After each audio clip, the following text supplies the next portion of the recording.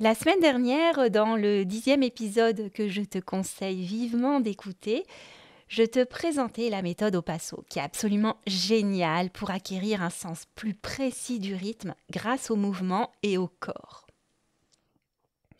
Aujourd'hui, dans la continuité et en complément de cet épisode sur la méthode au passo, je veux te présenter une façon simple d'identifier plus facilement des rythmes d'oreille, de les mémoriser grâce à un des outils de la pédagogie Kodai qui est tout aussi génial, les syllabes rythmiques. Alors ça te permettra non seulement de mieux les apprendre, mais aussi d'être capable de retranscrire plus facilement une mélodie, que ce soit une de tes créations ou juste une musique que tu aimerais jouer, dont tu voudrais garder une trace écrite et dont tu n'as pas de partition. Bonjour et bienvenue dans le podcast Accroche-toi, un rendez-vous hebdomadaire à destination des musiciens débutants ou un peu plus expérimentés. Si tu es à la recherche de motivation, de conseils, d'outils, de ressources pour mieux progresser, pour être plus efficace dans ton apprentissage, pour dépasser tes blocages et ainsi avancer avec confiance et plaisir dans ce monde de la musique, tu es au bon endroit. Je suis Camille Houdard, j'ai moi-même débuté la musique, la clarinette à l'âge adulte et je veux ici te faire profiter de mes plus belles découvertes et expériences qui, j'espère, pourront t'aider à ton tour et t'inspirer. Je te souhaite une très belle écoute.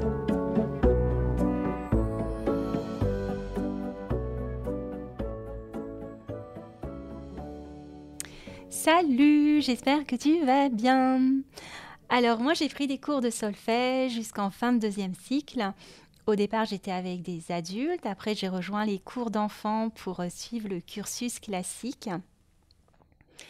Et donc comment on faisait pour apprendre ces fameux rythmes? Ça passait toujours par vraiment au départ la lecture.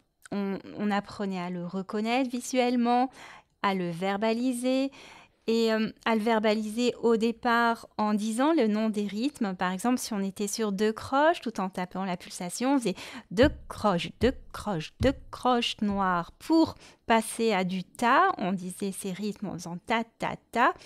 Donc ça faisait ta, ta, ta, ta, ta, ta, ta, sur des 4 doubles, ta, ta, ta, ta, ta, ta. Sauf qu'au fur et à mesure, on devait apprendre de plus en plus de rythmes différents qu'on devait enchaîner lors des lectures. Et moi, ce que je voyais assez souvent, parce que c'est pas facile d'enchaîner plusieurs rythmes comme ça demande de la concentration. En plus, il faut garder le tempo, il faut une bonne maîtrise des rythmes individuellement, il faut de l'anticipation. Et moi, je voyais souvent les élèves justement modifier le tempo pour avoir le temps de réfléchir et ça donnait plutôt ça. Ta ta ta ta ta ta ta ta ta ta. Et puis après, on devait, pour bien intégrer ces rythmes, passer aux dictées rythmiques. Alors ces dictées rythmiques, souvent on nous les jouait au piano.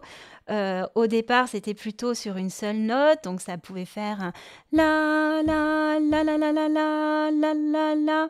Et puis après, on nous jouait des mélodies et puis il fallait retranscrire tout ça sur nos portées. Donc les mélodies, ça faisait des petites mélodies comme ta ta ta ta ta ta ta ta ta ta ta ta ta ta. Voilà. Et puis après, en 2e cycle, ça s'est vraiment corsé. On devait retranscrire les différentes parties, les différents instruments de pièces orchestrées sur enregistrement. Et là, franchement, je me souviens avoir eu des grands moments de solitude devant ma feuille. Je me vois encore transpirer, m'agacer, soupirer, surtout lors des contrôles trimestriels. Et en fait, quand j'y repense, je ne sais pas si j'avais vraiment une méthode à part entière, à part le fait de taper la pulsation pour avoir des repères, mais il y avait quelques manques. J'étais pas sûre de moi, en tout cas. Donc voilà, ça, c'est la méthode classique. qui est généralement utilisé dans les écoles de musique en France, les conservatoires, pour intégrer, pour maîtriser les rythmes. Donc là, on apprend d'abord les rythmes à les reconnaître, à les lire sur partition, à les verbaliser, puis on apprend à les entendre pour les retranscrire à l'écrit sur partition. Et donc moi, en m'intéressant et me formant à la pédagogie Kodály, j'ai découvert une autre façon de faire, une autre manière d'apprendre ces rythmes, une façon qui se fait, je dirais, ouais, à l'envers, qui commence par la fin, qui commence par la mélodie. Dans les classes de musique Kodály, on commence donc avant d'intellectualiser les rythmes, avant la lecture, avant l'écriture, on commence par vivre la musique. On est d'abord dans l'expérience grâce à l'apprentissage de chansons, de comptines, auxquelles d'ailleurs sont toujours en plus associés des jeux pour que ce soit ludique, que ce soit amusant. Ça peut être des rondes, ça peut être des mimes, ça peut être des percussions corporelles à 2, à 4 et même des jeux avec des ballons pour les plus grands. Et même, avant d'enseigner les différents rythmes aux enfants, surtout aux plus jeunes, on commence toujours par leur apprendre à maîtriser et intégrer la pulsation. Donc, tout en chantant, les enfants, ils vont apprendre déjà, première chose indispensable, ils vont apprendre à marquer la pulsation par des gestes. Ça peut être en tapant les différentes parties de leur corps selon les chansons.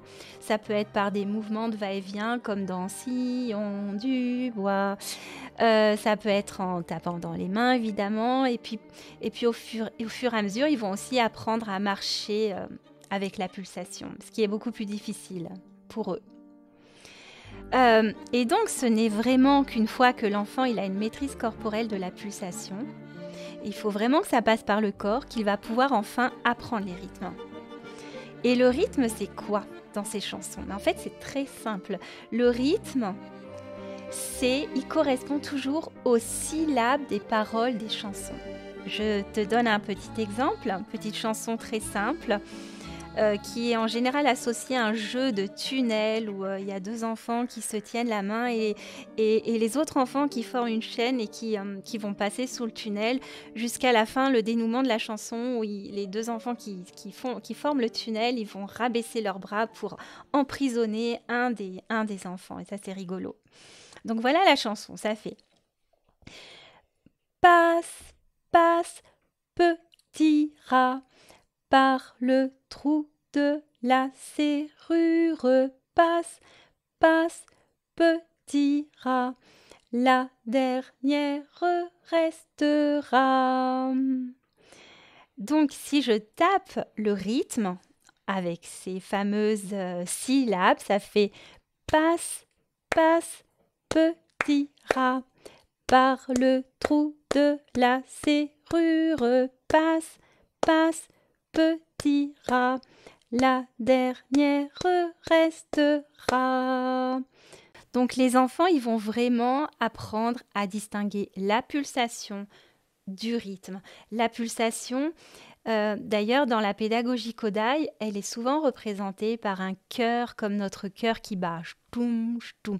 Elle peut être aussi représentée par un cercle. Et le rythme, il correspond donc pour eux aux syllabes des chansons. Donc imagine, petit exercice, imagine que tu as devant toi 4 grands cercles sur une feuille qui correspondent aux 4 temps de la mesure, aux 4 pas au passo si tu as écouté l'épisode numéro 10. Et imagine que je te demande de montrer la pulsation au fur et à mesure que je chante. Donc passe, passe, petit rat, par le trou de la serrure, passe, passe, petit rat, la dernière restera. Maintenant, tout en visualisant la pulsation, imagine que tu es en train de tracer des traits verticaux dans les cercles qui correspondent au nombre de syllabes prononcées pour chaque pulsation. Passe, passe, petit rat. Donc ça veut dire que là, tu aurais tracé 1, un trait dans le premier cercle, un trait dans le deuxième, deux traits dans le troisième et un trait dans le quatrième. Après, ça fait par le trou de la serrure. Là, dans ce cas-là, il y a vraiment deux traits dans chaque cercle. Et donc, tu te retrouves soit avec deux traits ou avec un trait dans chaque cercle. Si tu relis les deux traits ensemble, ça donne quoi? Ça donne la notation simplifiée Kodai des croches. Ça correspond vraiment aux croches, il manque juste les petits ronds pour les croches qu'on connaît. Et les autres, ce sont des noirs. Quand il y a un trait, c'est des noirs. Quand il y a deux traits, c'est des croches. Et c'est comme ça que les enfants, ils sont amenés à découvrir par eux-mêmes ce que sont des croches, des noirs ou des triolets. Des triolets, il y aurait eu 3 syllabes prononcées. Et les doubles croches, il y en aurait eu 4. Et en plus, ce qui est génial aussi, c'est qu'à chacun de ces rythmes correspondent en plus des syllabes rythmiques. Alors, quand il y a un trait, c'est une noire et on va prononcer ta. Quand il y a deux traits, c'est des croches et on va prononcer ti, ti. Et quand il y a 4 traits, ça ferait tika, tika, tika, tika. Ce sont les doubles croches. Ou et quand c'est 3 traits, ça ferait ti, ti, ti. Ce sont les triolets. Ça permet de chanter après. Donc, moi, dans l'épisode sur la solmisation, je t'avais parlé de la langue des notes. Et bien là, dans la pédagogie Kodai, on chante également dans la langue des rythmes en utilisant ces syllabes rythmiques. Donc, par exemple, la chanson Passe, passe, petit rat, ça fait ta, ta, ti, ti, ta, ti, ti, ti, ti, ti, ti, ti, ti, ta, ta, ti, ti, ta. Ti, ti, ti, ti, ti, ti, ta. Ça permet vraiment de bien identifier les différents rythmes. Évidemment, chaque rythme a ses syllabes particulières. On a par exemple la croche pointée double qui fait timka, timka, timka. La blanche qui correspond à 2 temps, elle fait to. Qu'est-ce qu'on n'a pas vu? La croche de double, ça fait ti, tika. Ou la 2 doubles croches, ça ferait tikati. Voilà. Et qu'est-ce que j'ai pas dit de plus? C'est que cette langue des rythmes aussi, on la retrouve dans le konokol. C'est une technique de percussion vocale qui vient d'Inde. Et je crois que c'est une autre façon d'apprendre le rythme de façon très poussée. Bon, j'ai pas du tout exploré, mais qui je pense est super intéressante. Alors voilà, je sais pas ce que tu en penses, mais moi je trouve cette façon d'apprendre les rythmes, cette façon de découvrir les rythmes, cette façon de réussir à les identifier vraiment intéressante. Par le fait justement de partir la mélodie, par le fait de bien distinguer pulsation et rythme, par le fait de voir le rythme comme les syllabes de la chanson, mais ça peut être un petit peu comme les syllabes de la mélodie. Quand on chante une mélodie, on prononce des syllabes comme on va dire la la la la la la la la la la la la la la la la la la ta ti ti ta tika tika ta. Donc voilà, et puis d'utiliser aussi, ça je trouve ça vraiment intéressant, d'utiliser ces syllabes rythmiques ta, ti ti ta, tika tika ta, ti tika ta, tiki tika ta, ti ti ta, tim ka ta.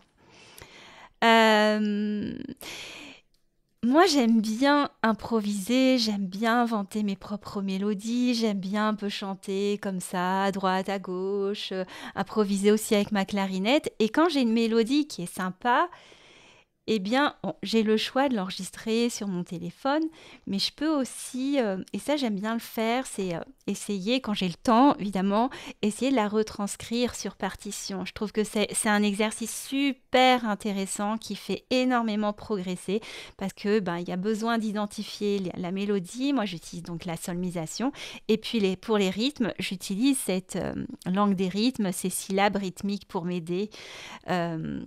Un peu comme tout ce qu'on a vu aujourd'hui. Et sache que également, moi, via ce podcast, j'ai aussi un petit peu l'intention de t'encourager à créer, composer tes propres mélodies, à improviser. Et je trouve que c'est intéressant, ça peut être vraiment intéressant pour toi de pas que de les enregistrer, mais aussi essayer de les retranscrire. C'est un super exercice qui fait énormément progresser, en plus du plaisir de créer et puis d'avoir une trace écrite. Merci pour ton écoute. Pense bien à t'abonner si ce n'est pas encore fait. La semaine prochaine, ce sera le dernier épisode de cette première saison. Je ferai un petit bilan et surtout, je t'annoncerai mes projets pour la deuxième saison qui commencera fin février et où je souhaite t'emmener dans une exploration de la gamme majeure avec beaucoup plus d'exercices pratiques. Donc, à très bientôt.